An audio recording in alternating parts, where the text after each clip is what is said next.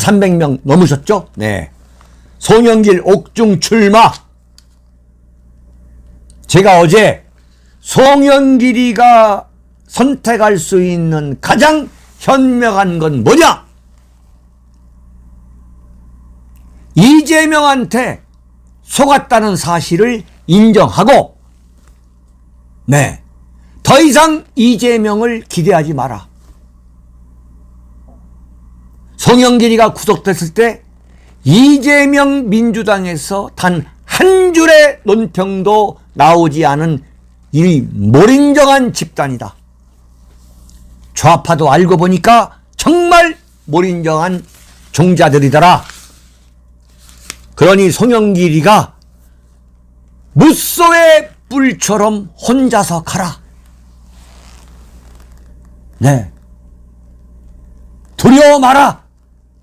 네. 내가 볼 때 송영길은 두려워할 사람도 아니다. 그야말로 타의 추종을 불허하는 잡초근성, 자생력, 생명력이 있더라. 그러니 바로 당신이 물려준, 이재명한테 물려준 인천 계양을, 지금 우리 윤카세 TV 하고 계시는 김성태 윤카세 TV 대외협력위원장, 그 양반이 살고 있는 인천 계양을에 출마해라. 그러면 이재명이가 절대 그 자리 출마 못한다. 이재명은 다른 지역으로 도망가거나 아니면 비례대표, 그렇지 않아도 가고 싶은데 비례대표로 갈 거다.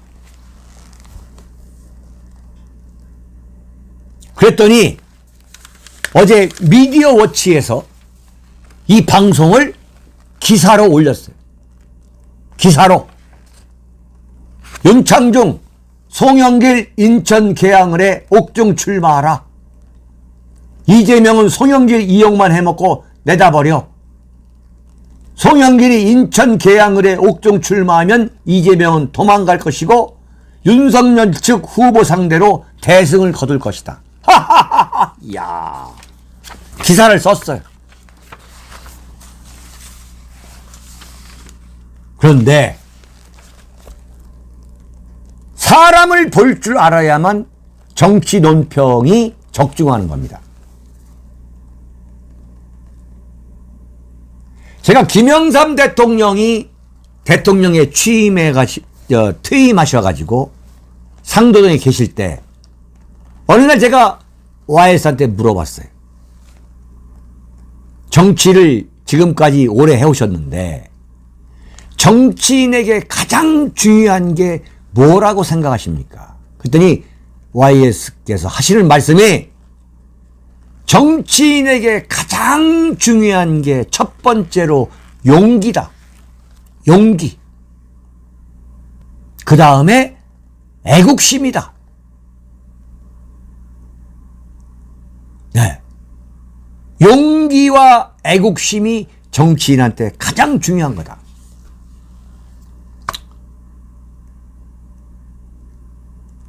송영길이가 어제 말이죠. 검찰에서 변호인을 제외하고 접견 금지 조치를 내렸어요. 검찰에서는 뭐 윤관석도 내렸고 어쩌고 하는데 제가 어제 뭐라 그랬죠? 이것은 옥중 투쟁을 막으려는 거다. 전강훈 목사가 옥중에서 편지 써가지고 밖으로 내보내가지고 노아라 TV에서 그거 이한영 PD가 읽은 거, 그런 식으로 할 것을 막기 위한 거다. 적중한 거야. 송영길이가 어제 검찰의 조사에 불응해버렸어. 불응했어.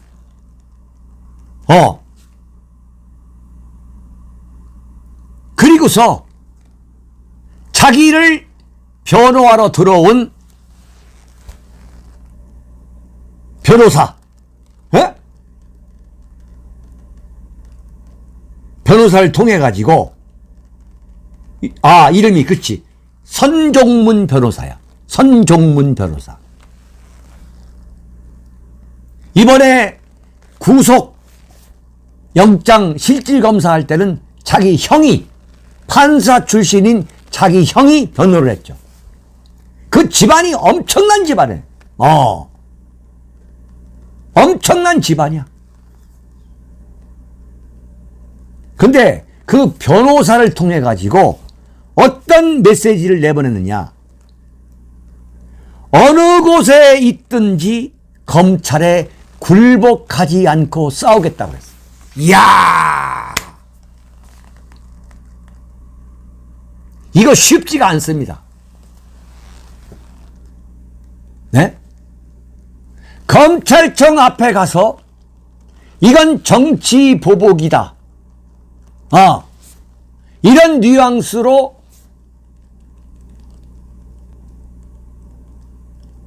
화장성세 부린 사람이 수많은 정치인과 제 지인들이 검찰 수사하는 걸 제가 지켜봤는데, 수많은 사람들이,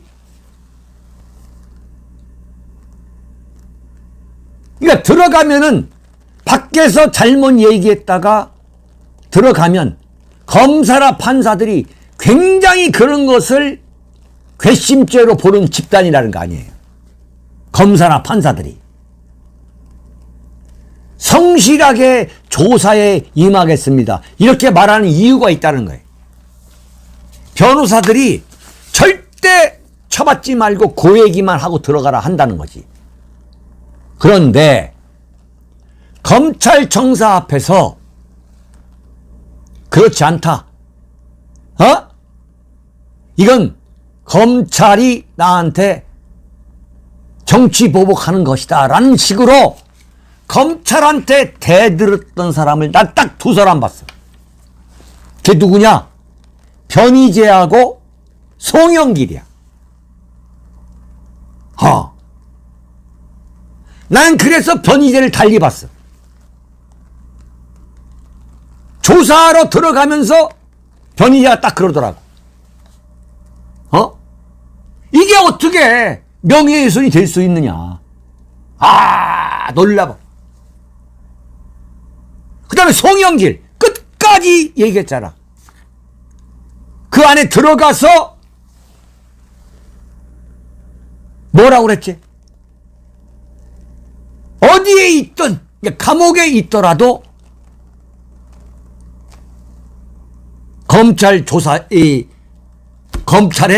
굴복하지 않고 싸우겠다. 이거 보통 강심장이 아니야.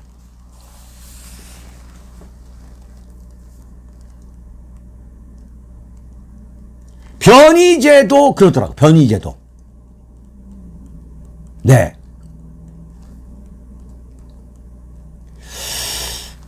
만약에 송영길이가 옥중 출마를 인천 계양을에서 하면 민주당에서 공천 못 낼 겁니다.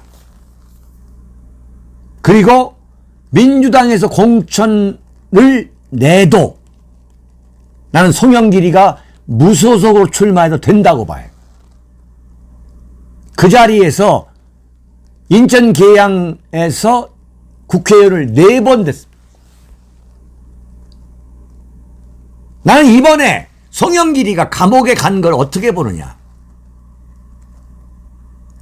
운 좋은 정치인은요, 아파트 옥상에서 뛰어내려도 나뭇가지에 걸려가지고 살아남습니다. 네. 지금 송영길이가 정치자금법 위반으로 사실 들어간 거예요.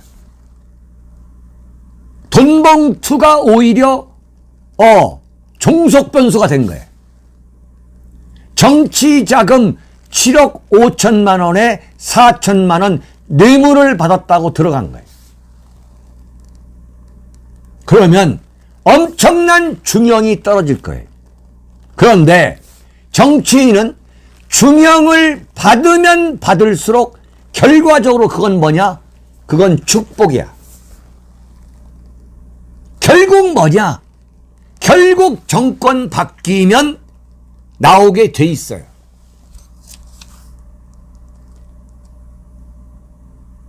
그런데 여기서 만약에 송영길이가 지금 다음 달 6일까지가 마지막이라는 6일까지가. 그러니까 6일 이후에 나올 수도 있는 거예요. 지금 이 기간을 이용해 가지고 옥중 출마를 선언해야 돼. 나는 감옥에 있더라도 출마하겠다. 딱 폼나게 나와야 되는 거예요. 제가 지금 이걸 허무맹랑한 소리를 하는 게 아니에요. 무슨 얘기냐? 1978년도에 박정희 대통령이 돌아가시기 1년 전에, 그러니까 박정희 대통령 유신 시절이죠. 9대 총선이 있었어요. 그때 전라북도 임실남원 순창에서 손주항이라고, 네, 중앙대학교를 나온 손주항이라고 하는 분이 그야말로 엄청난 민주화 투사죠. 이 양반이 유세장에서 박정희 대통령의 유신 체제를 비판했어요. 무소속으로 출마를 해가지고 그걸 중앙정보부가 구속을 시켜버렸어요. 그런데 그 손주항이가 무소속으로 나왔는데 그 자리 거기에 나온 공화당과 신민당 후보를 제끼고 당선이 된 거예요. 옥중 당선이 됐어. 옥중 당선. 그래서 10대 때 재선이 됐어요. 근데 5.18에 연루가 됐다고 그래가지고 국회의원직을 박탈당했어. 그래서 전라북도에서는 손주항 그러면 다 아는 거야. 지금 송영길은 아마 민주당 당대표 할 때와 비교도 되지 않을 정도로 엄청나게 지금 한동훈이가 이름을 알려주고 있는 거예요. 어? 그 손주항이가 13대 총선 때죠. 13대 총선 때 전라북도 전주에 출마를 했어요. 누구랑 붙었느냐? 바로 소석 이철승 당수하고 신민당 이 당수를 지낸 소석 이철승 선생을 꺾고서 당선이 됐어요.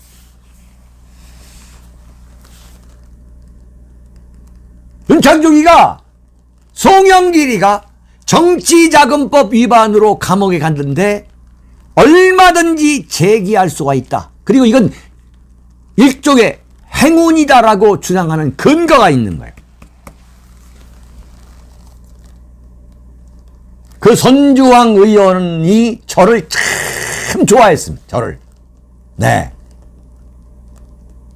제가 청와대 대변인을 하면서 갑자기 그 정말 너무나도 억울한 음모에 빠졌을 때 저한테 전화를 주신 분이, 그 숱하게 많은 정치인 중에 전화를 주신 분이 바로 손주항 의원이에요. 그리고 또 한 분이 누구냐? 어둠의 자식들의 이철용 의원. 와, 고난을 겪어본 사람이 고난을 겪고 있는 사람을 알아보는 거야. 너무나 이 두 분들이 억울해했어. 근데 사실 제가 그 수만 명, 수십만 명의 정치인 중에 그 친밀도로 비교해 보면 A, B, C, D 중에 D 정도 되는 분이야. 이철영 의원은 제가 TV조선에 함께 출연했을 때 한 번 딱 본 것밖에 없어. 야, 그 이철영 의원이 저한테 문자를 보내는 거예요. 이 정도의 윤창중이가 무너지면 윤창중이가 아니다. 인간은 태어나서 어떤 면이든 간에 이름을 널리 알릴 수 있는 기회를 갖게 되는 것은 그것은 신의 축복이라 그랬어. 이철영 의원. 어둠의 자식들의 이철영 의원. 나는 송영길한테도, 제가 송영길은 그야말로 이를 갈며 싫어했지만 감옥에 가 있는 송영길한테 나는 이런 말을 하고 싶다. 네, 어떤 의미든 간에 이것은 당신의 의지가 중요한 거다. 얼마든지 제기할 수 있다. 나는 이런 심심한 위로의 말을 하고 싶다. 그게 대한민국 정치판을 지켜봐온 윤창중의 참 소견이에요. 야, 이것도 시간이 넘어가네. 네.